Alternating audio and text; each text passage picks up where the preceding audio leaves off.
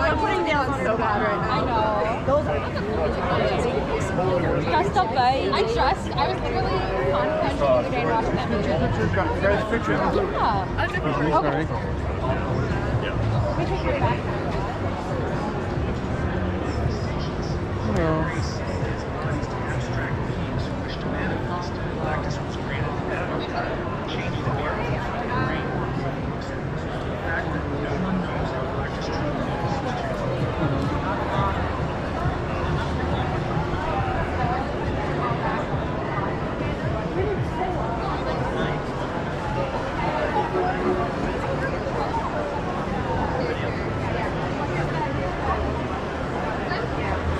They got the gun guards.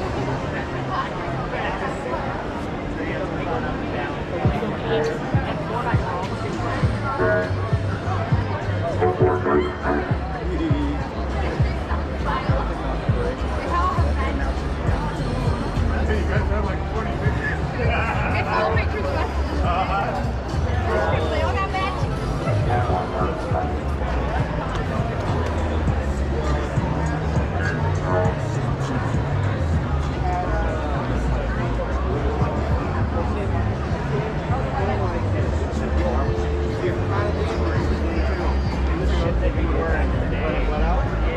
And he's charging at $150 for the fucking food.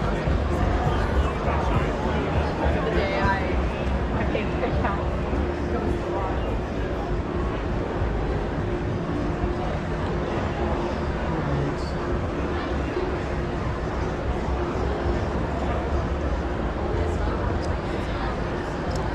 So yes. So yes.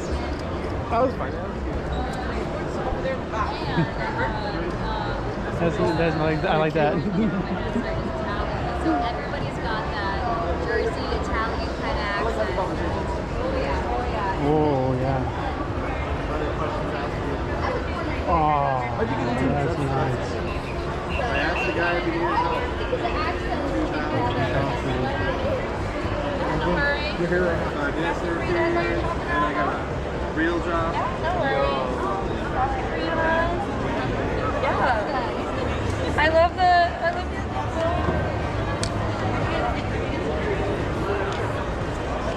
It's problem.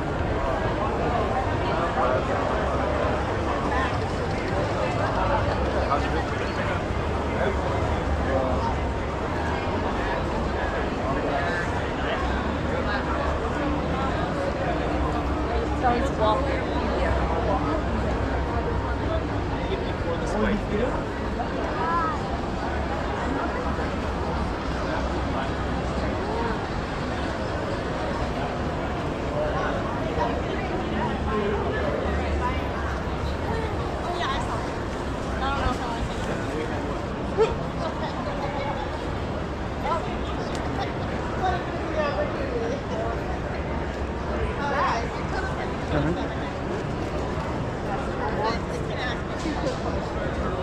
Tell by the hat. I can't.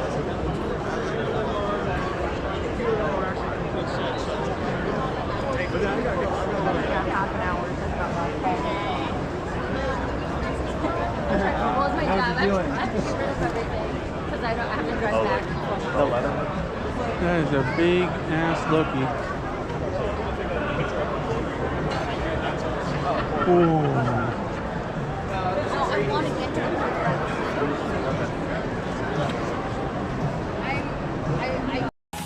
Prepare for something amazing. Hey, mustache, what's up? I love my mommy. I will never forgive you. Larry! My house, my wife and I move in together. We buy a house. I never owned a house in my life.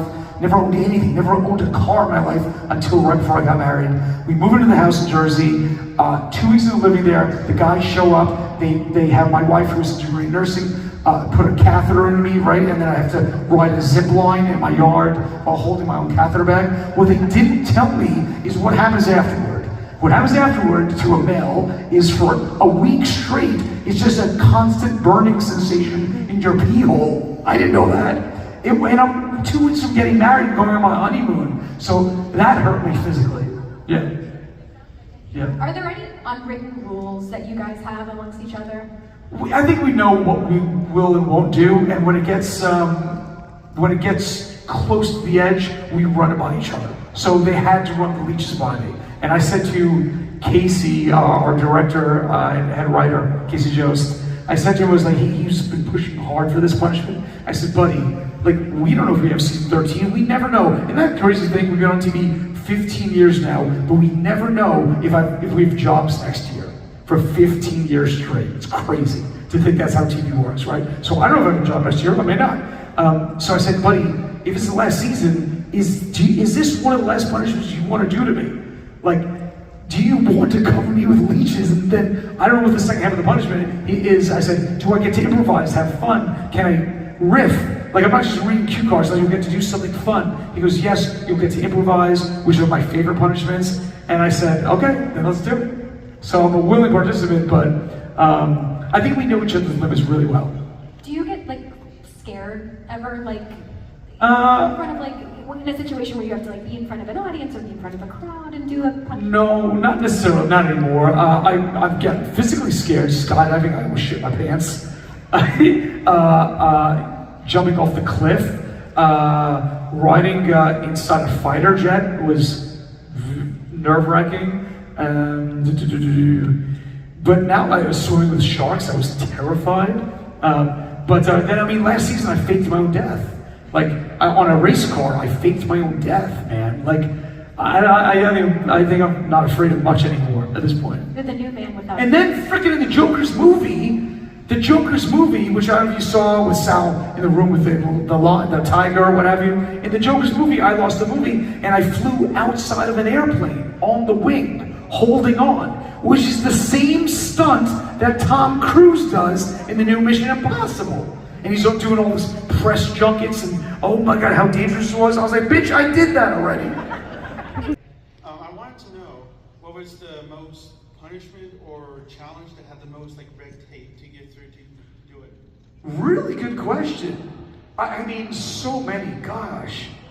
So many. And it's getting harder because the world is getting more risk averse than it was 15 years ago. We could get away with anything.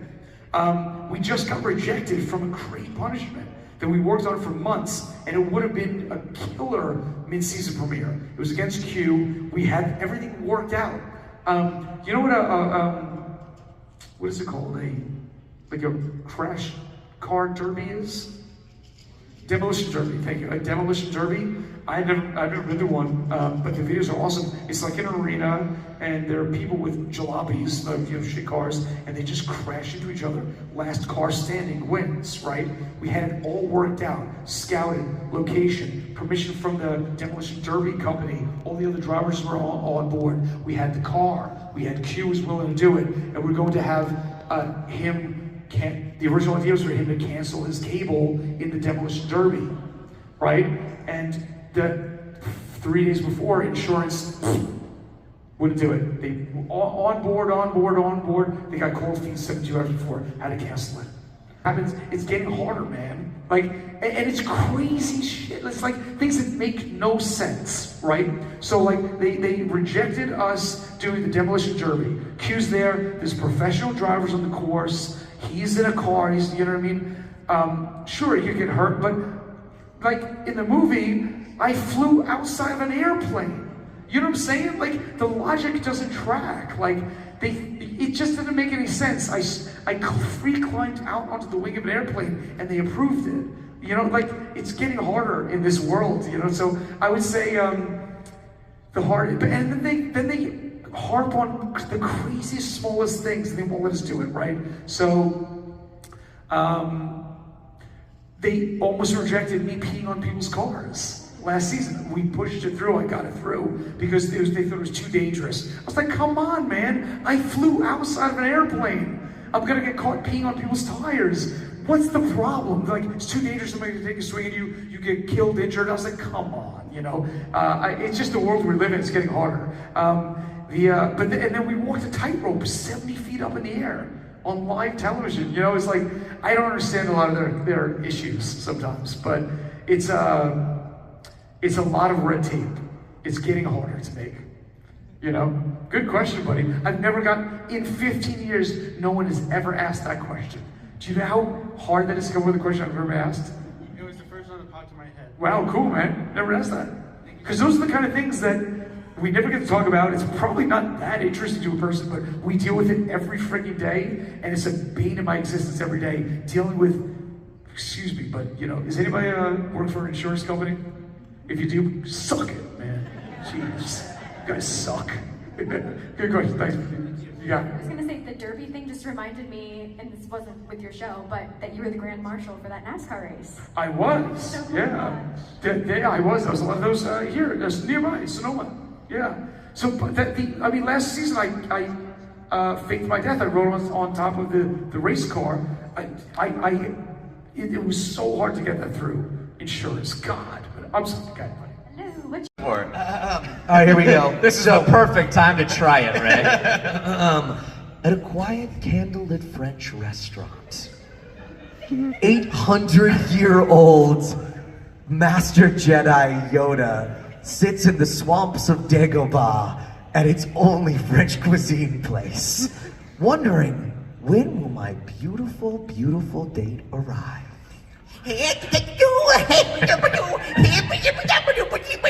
Enter differently. Swipe right. Swipe left.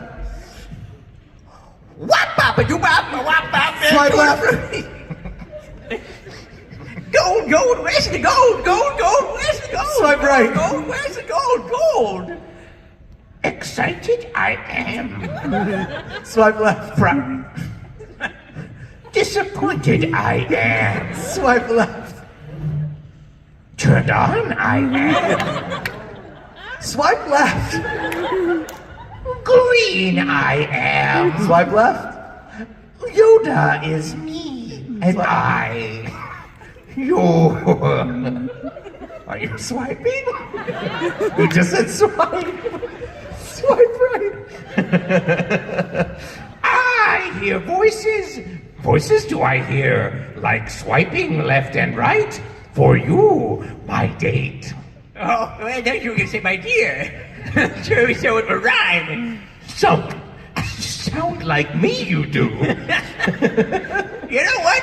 I'm glad we matched on Tinder. Swipe left. I'm so glad we matched on Binder. Swipe left. I'm so glad we matched on Bumble Doodle. Swipe left and say it, you coward. I'm so glad we matched on Grinder. I'm so glad we matched on Farmers Only. Swipe right.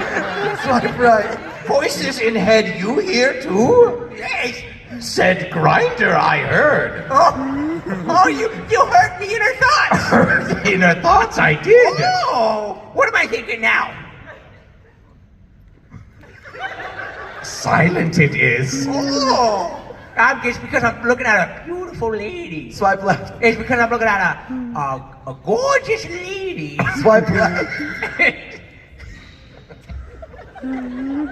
It's because I'm looking at a whopper of a lady. Swipe right. Thank you, I am.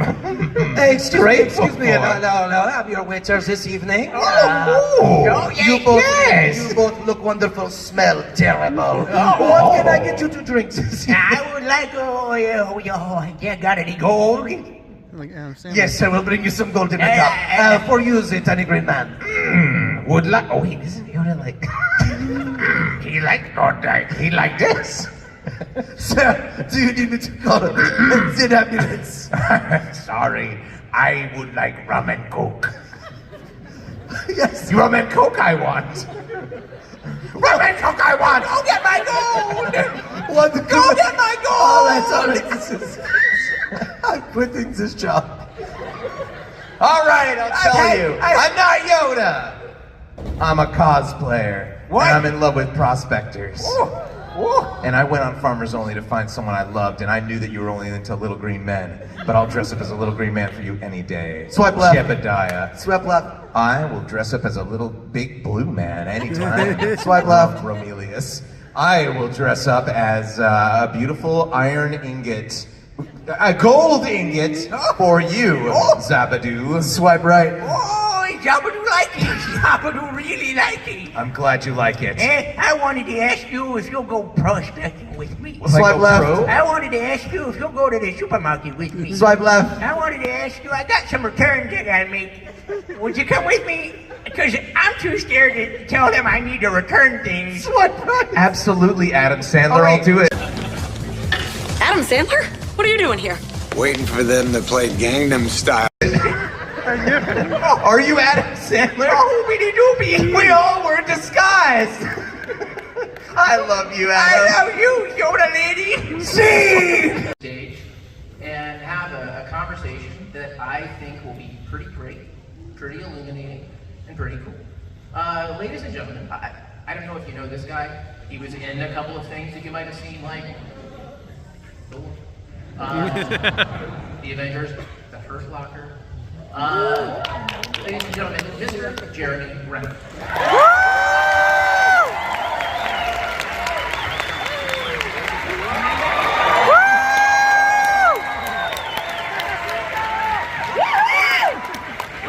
Hey guys, what's happening? San Jose. What do you say? How crazy is this? Yeah. Oh yeah, for sure. I mean, what's the thing that people come up and talk to you about that makes you happy? What do you like to hear from them when they come to see you? But personally, it's, there's a lot of stuff that's about the book, people that share the narrative with people, and there's some people that, are going through real struggles. And then there's a lot of people out there that go through have real obstacles in their life. And to have the narrative of what happened to me a couple years ago help them, I find that to be really rewarding. And so that personally is really interesting. But of course, it goes to everything else. Hawkeye and all the other jobs I've done. I'm almost an entertainer. So it's nice to entertain people continually, even like when I was dead. They're still entertaining people. There was suspense. That's the thing. I do a job and I let it go. But those things still, there's a weight left behind those things. And it's hard to quantify that. And then the reach of that, especially like in the Marvel universe, right? There's a giant reach for those kind of movies. And, all around the world, the ripple effect of that is still continuing to happen. And I tend to forget that because I've moved on, I've grown out of my costume. I don't know if I can fit in it as well. We'll see. I'll try to put it back on one day. Did humor help you get through what you had to go through? I use it, humor is always a barometer initially for my sobriety in the ICU units. To find, it's pretty chaotic. If anybody's been under or is heavily sedated, it's quite a scary place. You don't have any control of anything. You're kind of victimized to how many drugs you have in your body. And I don't like that. I never liked pain medication.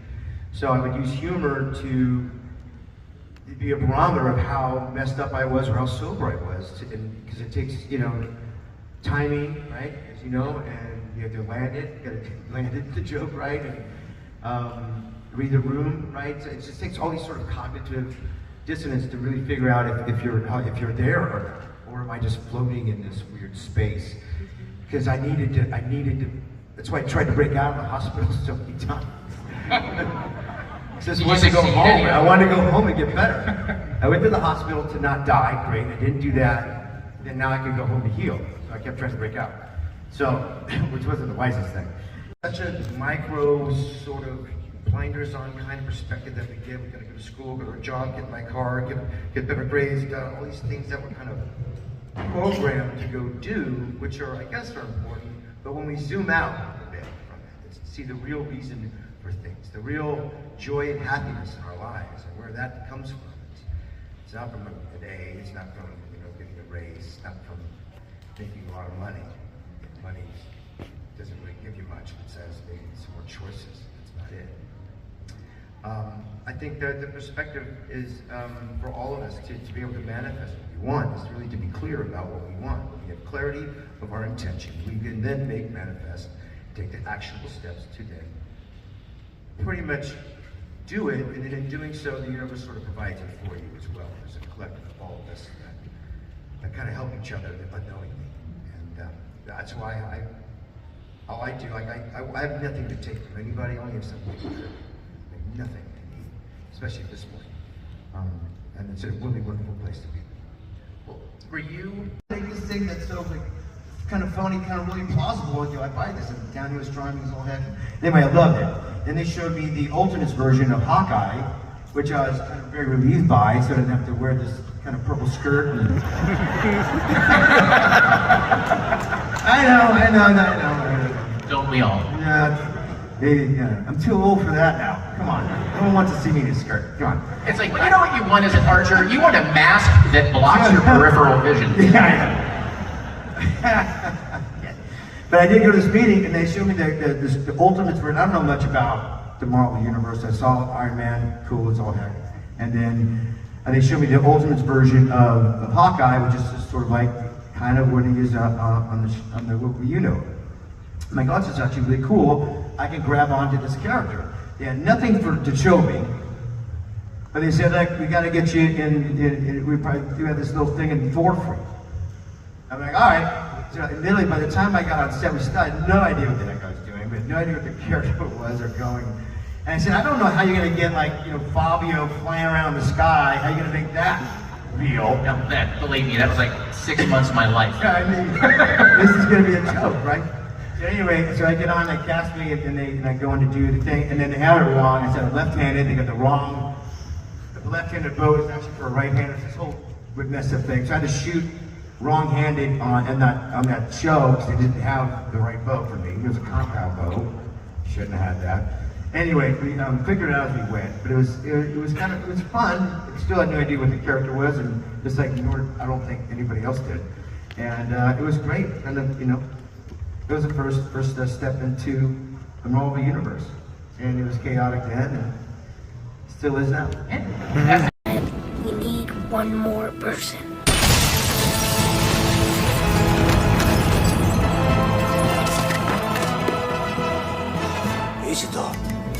Hello, little brother. Movie icon. What was the moment in your life when you realized that your life had completely changed?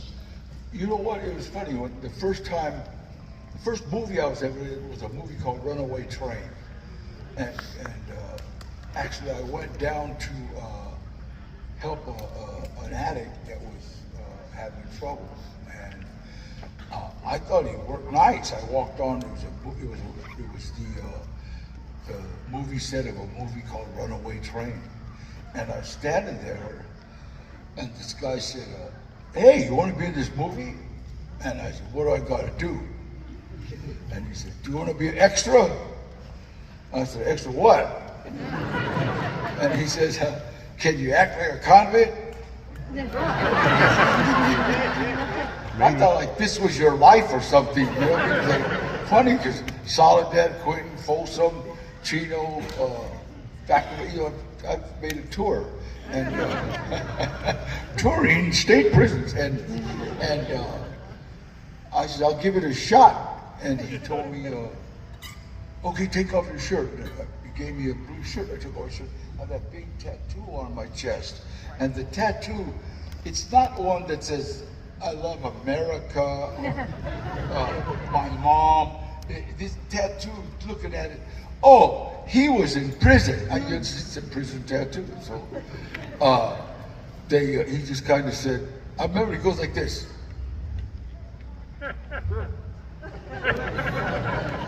I'm trying to figure out what gang sign is that? Squares. And then he says, "Leave your shirt off." So I was still without my shirt. And I'm thinking, what do these guys want me to do? This other guy comes up and says, "You're Danny Trejo." And I said, "Yeah." He says, "I saw you in the lightweight and the welterweight title like I said, quit." I said, "Yeah, you're Eddie Bunker." This guy was actually a writer, and he had wrote some books. And I knew him because my uncle and I in 1962 bought a robbery from him. And that's what he used to do. He used to plan robberies and sell them to guys that needed to do robberies. And it was a business. And we talked to him, and I talked to him, Danny, are you still boxing?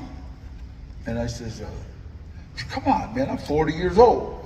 He says, he saw me win the lightweight in the world tour title up at Quentin, and he says, we need somebody to train one of the actors how to box.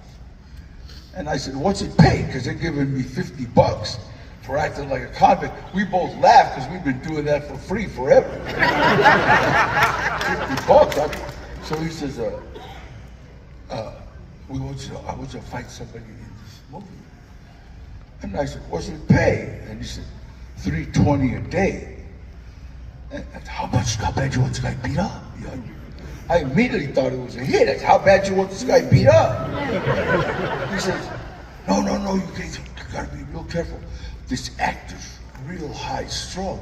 He might sock you. I says, for $320, give him a stick. Are you crazy? I've been beat up for free. And I started training an actor named Eric Roberts how to box. I know. Runaway Train. And the director liked me because the way I looked and the tattoos and stuff. And then he said, I remember, because I only was supposed to be 3 days for this, to be a convict. And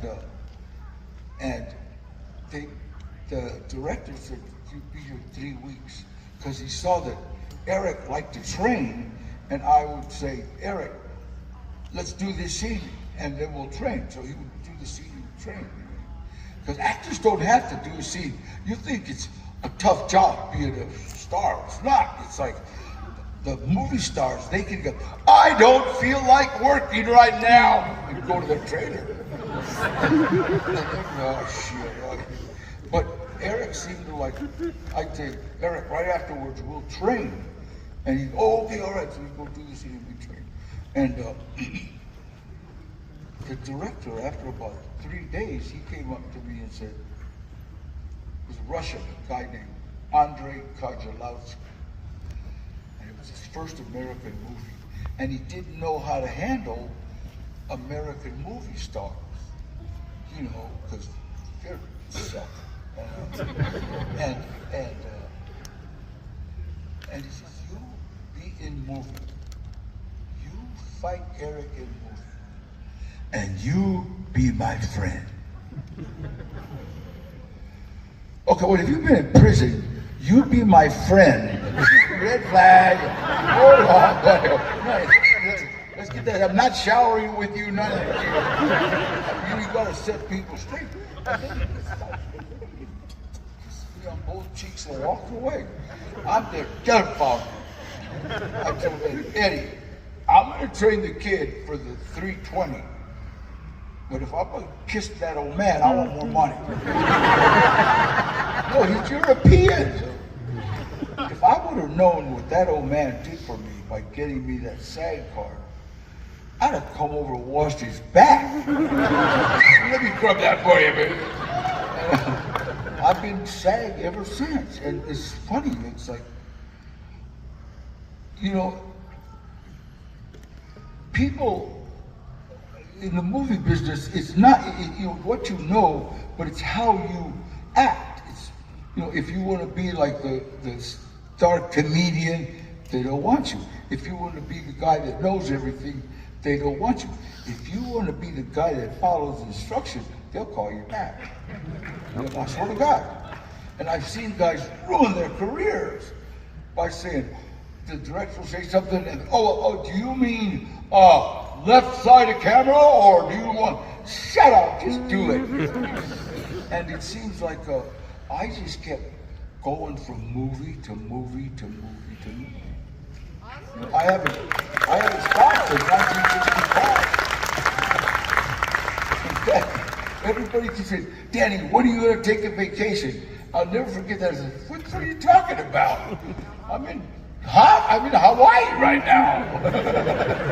Doing a movie. And it, Nick Nolte, me and Nick Nolte were doing a movie with, what's his name, the comedian. Adam Sandler. It's called The Ridiculous Six. And we were sitting in a tent, air conditioned because it's hot in the desert. And we're sitting there, and some kid walks in, man, when are you old guys gonna retire? And Nick looks at him and says, from what? We're playing cowboys. I go, I'm 81, I'm gonna be 82. I don't see me retiring. And I can play an old gangster. Hi, my name is Xavier Medina. I'm a huge fan of yours. In many movies, actually. But I also love your seeing your tacos in display. While I never had one, I've been meaning to make one from your recipe book. My question is, was it ever hard to share your recipes? My resume? Recipes. No, you know, those were my mom's. My mom was like, you know, she was the one who did all those. She was an unbelievable cook, you know, and we used to have like paycheck dinners, and then in the middle of the month dinners, and then we mix it. You know, you never knew what that was, but it was good, you know. But she could make a dinner out of nothing, you know, and so she was just a great cook, you know. So a lot of those are her recipes. Thank you. One more. They're telling us we have to wrap it up. Go ahead, one more. One more? Okay. Yeah. Who am I fighting? Hello, Mr. Trejo. You've been one of my favorite actors over 30 years, dating all the way back to, you know, you had Con Air, Desperado, Heat. But I feel like one thing that you're not known for that much is your episode of Brooklyn Nine-Nine, where you were Rosa Diaz's father, and she came out to her parents as bisexual. Did you pull any like inspiration from your life to be that voice of reason for her, like that supportive character?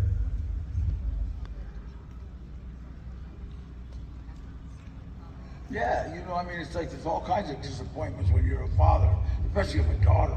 But my daughter's awesome. Danielle, my son Gilbert, my son Danny Boy, they're like just awesome, you know, and but there's always, you know, I say there's always a sadness or disappointment, but in the long run, you know, they end up pretty beautiful people. Thank you. Everything. Are we good? Hurry on.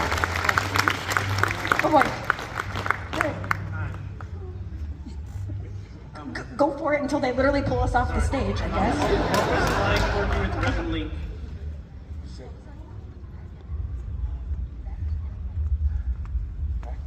Rhett and Link, you said? Yeah, Rhett and Link. God, I don't know. You know what? I've done so many of those. I don't know which is which. I just show up, you know. Thank you, man. All right, let's do. Oh, are we good? Okay, they're gonna. Hurry, hurry, hurry! Hold on. Just come on the stage and ask Hurry the up. question. Te quiero un chingo, eres el mejor persona que he conocido y eres un orgullo muy grande. Gracias, Rita. Muchísimas gracias. Okay.